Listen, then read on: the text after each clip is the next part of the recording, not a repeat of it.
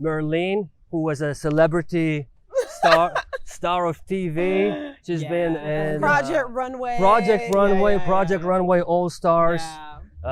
So she did it twice already. Twice. Craziness. Well, let's start with that. Project Runway season 14, which aired in 2015. Yes. You finished number 5 out of 16 contestants. Yes. Narrowly missing the season finale. You won 3 challenges and finished high What? in number 4. I forgot about all of that. Yeah. It was a great opportunity. I got to be top 5. And then I still got to go to New York fashion show, like the last thing to kind of showcase. So that was really cool. And it was the hardest thing I've ever done in my life. But it was the best thing I've ever done too. All right, so walk me through it. How many times you failed audition before you got it? So I auditioned 2 times. The 3rd time, they got it. Awesome, they got awesome. Yeah. You find out you made it. Did they call you? Yeah. So I remember, so I was in, at that time I was in Savannah, Georgia, and I was working on a collection. And again, I like after the audition, I was like, thank you, this is great. If it doesn't happen, it's okay, because they gave me really amazing feedback. And then I went on to this retreat. I was really exhausting. And then I got a missed call from LA, you know, and I was like, this is crazy. Did you feel that? I was like, yeah, I was like, maybe. And I was like, but I didn't want to, you know. Because they wouldn't call you if it was a no, yeah, right? well, they only call you. Yeah, but you become a accepted. semi-finalist. You don't even become a finalist, so you become a semi-finalist. All right. And so I got the call, I became a semi-finalist. I called my mom, and my mom is from Haiti. So to them, like, my mom came here on a boat. So when she heard that I was gonna be on TV, she like lost it, you know?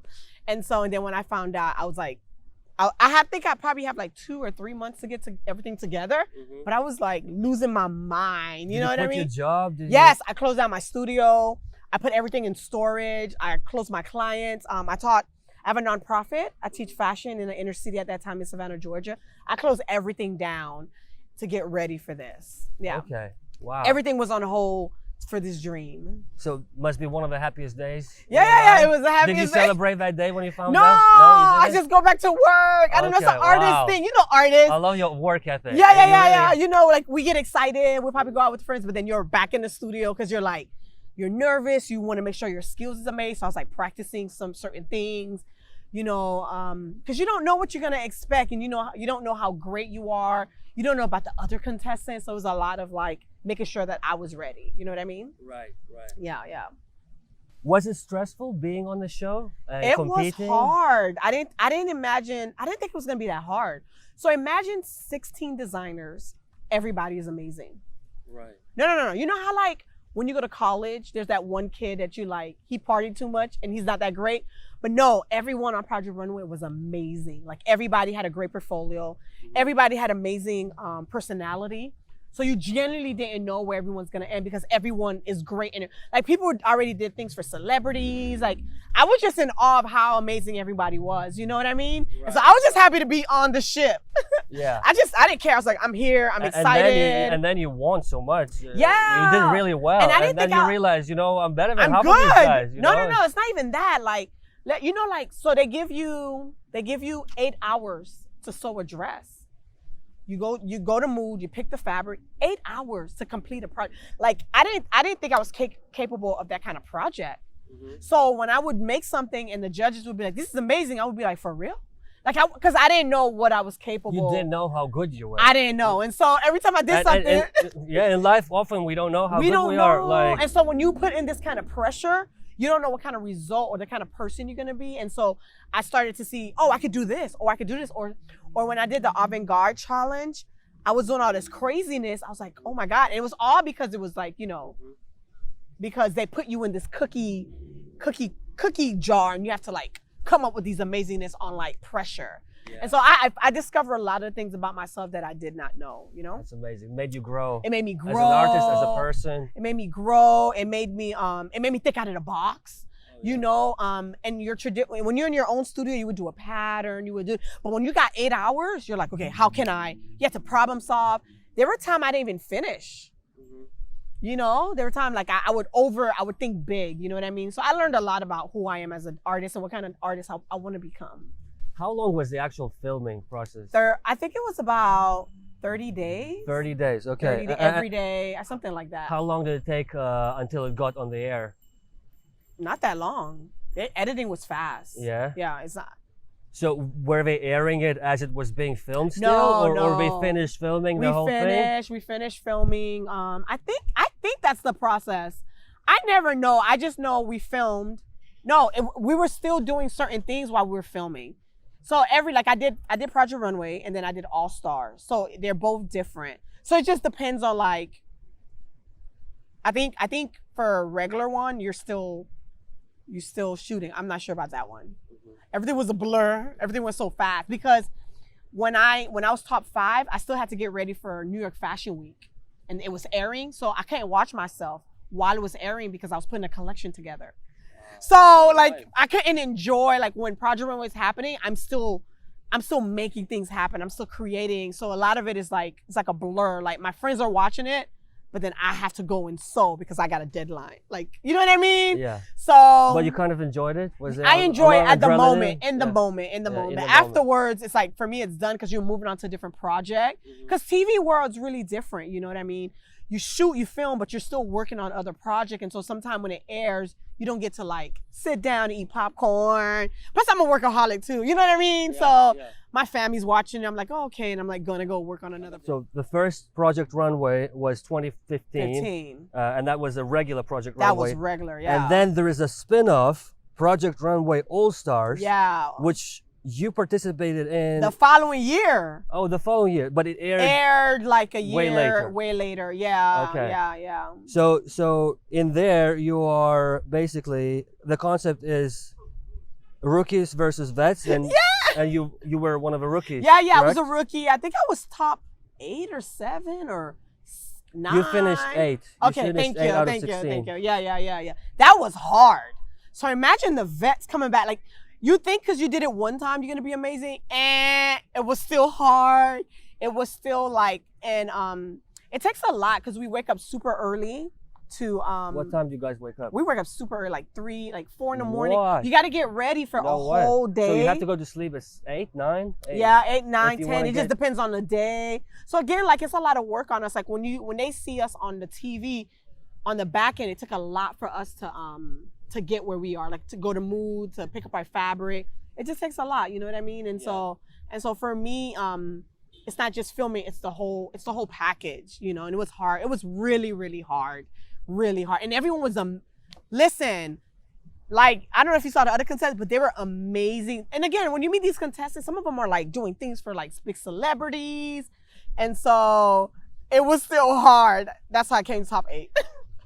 Project Runway All Stars, episode 1, you win. How do you feel? I did.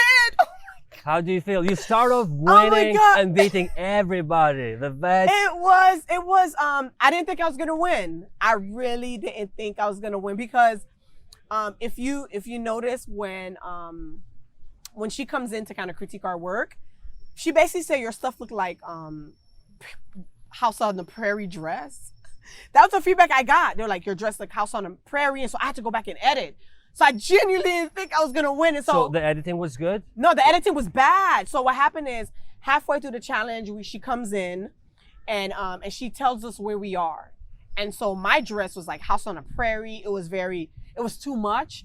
And we didn't get good critique. And so we were just editing. So it was really shocked when we got on the runway. They were like, you won. I was like, what? I won. I was so shocked. How did that feel? Like you're beating everybody. That's some guys been in industry 20, 30 years. Yeah, but it doesn't mean nothing. When you're under that pressure, when you're on that stage and they're giving you feedback, the last thing you're thinking is I won. Because in your brain is like, what happened is when you're set on that high standard, especially when you're an artist and you're so driven, you have to keep it. And that pressure, that's a different type of pressure. So there was no delusion, oh, you know what, I'm the best, I got this, I'm there's gonna no clean up, I'm gonna win. Because if you notice, that show is like one day you're in, and then tomorrow, listen, the next challenge, you're in the bottom. So it's like that pressure of like, how can I continue being the best? You know what I mean? I think that's that kind of pressure I had. Tell us how it feels once you get eliminated in one of these reality TV shows. Is that really? It's hard. It's hard. There's no relief that it's over? Both. You're exhausted, so you're like, I can sleep. Literally, you're like, oh, my bed, I can sleep. And then another thing, it's hard. I think you feel elimination twice. One, on TV. Two, when the whole world's watching. Double, then you got to go tell your other, oh, hi, you hug everybody. Then when the whole world's tweeting about it. So it's like really double. I think you get double. Did you retweets and message and Facebook posts? Yeah, I stay away from that, but yeah, you get double. You feel it double. And then your family's like, I bet you had a lot of fans. You were very lovable. Yeah, they're so amazing. They're really encouraging. Like everyone that sees me, they're really, really, really encouraging. Because like if you look at my work, I'm really out there. Like a lot of things that I do is just like sometimes doesn't make sense. So a lot of it too is I question myself because I haven't seen other designers have done certain things like when it comes to avant-garde. So a lot of it sometimes is it's me like in my head. You know, artists, we're thinking like we're editing in our head. Am I good? Did I do this right? So it was really hard for me because I feel like I lean more towards a more conceptual artist than more ready-to-wear artist. And so I'm always in my head. Less practical to wear. It's less practical, yeah. So a lot of it like if you notice Project Runway, they're always like ready to wear. So I have to be like, am I doing ready to wear? Like when I got eliminated, I think I went too conceptual. Mm-hmm. And sometimes I forget, no, Merline, she has to wear the garment, you know? And I think that's why I love the show is now I am a conceptual artist. I do less ready to wear. I wouldn't know that about myself if I was never on Project Runway. You know, now I get to do all these crazy installation and I'm doing all these conceptual project. And now I'm like, that is where I fit in. But I would never know that if I never got to discover that on the TV show. Would you ever go back? Yeah, it's fun. Do you want to go back? Yeah, because I think too, like, what other place that you get to work on your skills and then people are going to give you feedback? No, nowhere. Yeah. In the real world, people just don't buy your clothes. But you have people in the industry saying, oh, this is awful. Oh, I love the way you do this. Like I did lingerie and I want it. I never thought of designing lingerie. If I want to do a lingerie line, I know that I'm capable of doing it. But because they put me in that kind of situation, I rose up. Yeah. So that's what I love about Project Runway is that like every stage, whether I tried out before I got on the show, it made me better. Like I love feedback. I love when someone can be like, this is awful. And then it hurt my feelings and then I go back in and I become better. Yeah. I think that's what the show does for me. I become better every time. And so I'm gonna jump back in and I'll cry some more and then I'll jump back out, you know? But I think too, like, it makes you better. And I love that. Like, no one, your friend's not gonna tell you the truth. No one, but they will tell you the truth about yourself. And I think that's why I love it. Yeah, truth is great. You become the best designer. I don't know about my personal life. How would you know? Like, how would you know you're the best? You would live in your own world and, you know, and if everybody just was telling you nice things all the time. Like... But like now I know like I have to go work on my craft or Merline, you're not really, now I know like I'm not a great seamstress. That's okay. I just hire another lady to sew for me. Yeah. Is that what you do right now? Yeah. Now I have I work with like manufacturer. I have a lady that she does all my sewing for me. But I get to just be the designer and then she sew for me. And then my creative thing, like when I do conceptual, I'm really good at that. Like I do architecture models on the body. I'm really good at that. I do that myself. So it's good to know where your weakness is and where your strength is so that you can be the better you. That's what we want, right? Why would I be a seam? I didn't go to school to be a seamstress. I went to school to be a fashion designer. Evolution is taking place as we speak all the time. And yesterday me is not necessarily today's me. Yeah. So I think for me, I want to grow as a designer. And so sometimes when I get feedback on that, my feelings are hurt, but it put in perspective like the kind of person I want to be. Let's talk about design. Yes, that's my favorite thing to do. So are you inspired by a particular decade when it comes to design and fashion? When I look at some of the patterns I see you wear, not necessarily designed on the show, but I see you wear, it reminds me of the 80s and early 90s, which is my favorite time for everything, design, music, fashion. So a lot of my work is inspired by architecture. That's my foundation. I have a background in architecture. Yep. I have associates of arts in architecture. And so a lot of how I design and how I see the world is always through shapes and geometric shapes, you know? Period that if you always, like I always have a tail. The Victorian men attire, I'm obsessed with that. Right. The tailored suit, I'm obsessed with that. So I go from doing very conceptual work to like very Victorian, very, I love men tailoring. So I'm always like defaulting to that. So those are kind of like my inspiration for design. So do you have any designers who inspired you? Oh yeah. Who are the main ones? Iris Van Herburn, she's an Amsterdam designer. She is amazing. She's doing things with technology that I wanna, I'm working on right now. Like I wanna do laser printing dresses. I'm working on a huge installation and she has been inspiring me to kind of go, she paved the way to doing technology garments. Tell us about laser printing. So, laser 3D printing? Yeah. So I'm working on an installation right now where I'm putting a conceptual garment together, and it's going to be my first exhibition. And so Iris Van Herben, she really inspired me to go conceptual and like kind of redefining fashion. What is fashion? You know what I mean? Is it a shirt? Is it a pants? Can it all be conceptual? And so I get to talk about that in my next installation next year. And so Iris Van Herben is like one of my epic. I have so many books of her. I read about her. Every time her fashion shows come out, she is the one I like, my go-to designer. Yeah. I'm gonna put the names and some pictures of her. She's amazing. I love her. I even tried to work with her like one time. I was like, oh my God. I'll just sweep the floor. I just want to be near her. Yeah. Who is the most famous fashion person you ever had the chance to work with? Oh man, I don't think. Heidi Klum? Yeah. I won her. Oh my God, my brain is like. That? Come on. Because a lot of it is just when you're in the industry. A lot of it is just like a step up. Like, oh, just a step up checklist, So you think about the next thing. But yeah, I got to design a whole lingerie for her clothing line. And I won. That's amazing. And it was so nationwide. And so that was that? That was on the show. On the show, and that was nationwide. All Stars or the regular? No, the regular one. I won this lingerie look, and she sold it nationwide. And so for me, that was mind blowing. You know what I mean? And that was such a great experience to see I can design something like minimal and it could be manufactured. So that was a pretty cool.